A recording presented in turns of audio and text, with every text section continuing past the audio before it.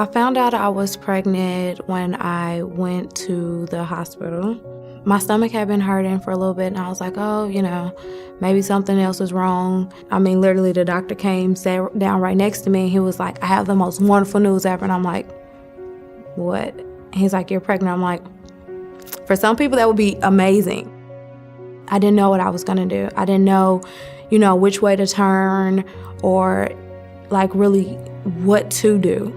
I already had one, single with another baby. I was terrified. My support system for me is me. My son's father in and out of the picture.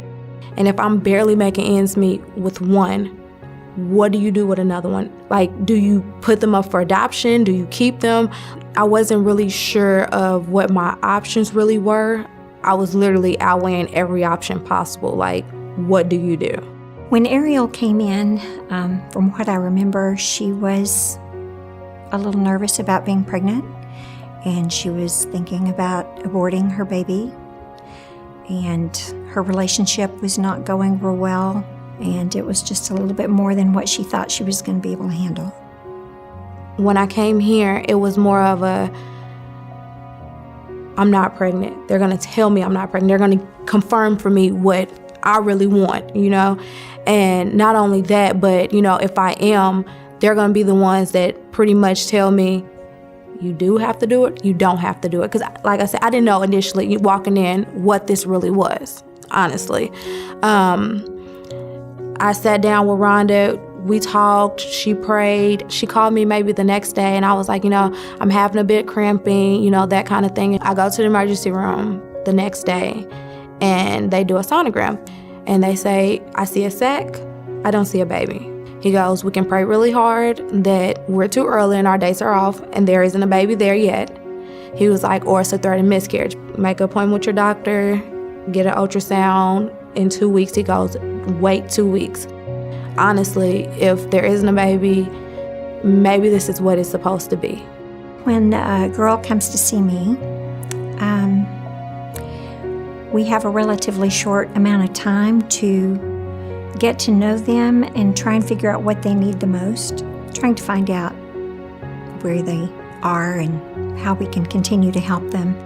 There are a myriad amount of ways that we can help them with services. Just so happened that in exactly 2 weeks was my appointment here. I got a sonogram, and there he was.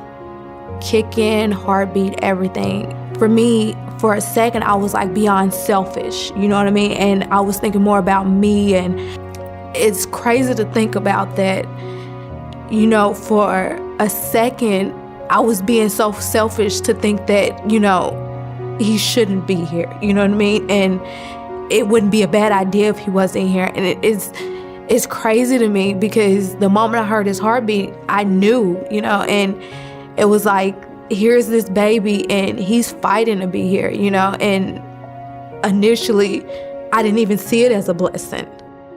Sometimes we never know what they're thinking actually when they leave. You may think they're thinking about parenting, and sometimes they leave saying, no, I want to abort this child. And I've gotten a few calls later saying that they have changed their mind, that they have decided to parent. And it's what I live for. To think that you could actually do something that could make a difference in someone's life, it's amazing. Being able to come to Mid-Cities, it meant a lot to me. They helped me, and it was the encouragement that I needed. What Mid-Cities do as a whole is amazing, from the moment that you walk through the door, to have somebody that just genuinely cares and wants you to, succeed and be a parent and be successful with being a parent is, not everybody has that opportunity. And for me, like I've said before, I think that they should be the first call. I would really encourage anyone to get involved with Mid-Cities Pregnancy Center It's been one of the most important things I've ever done in my life.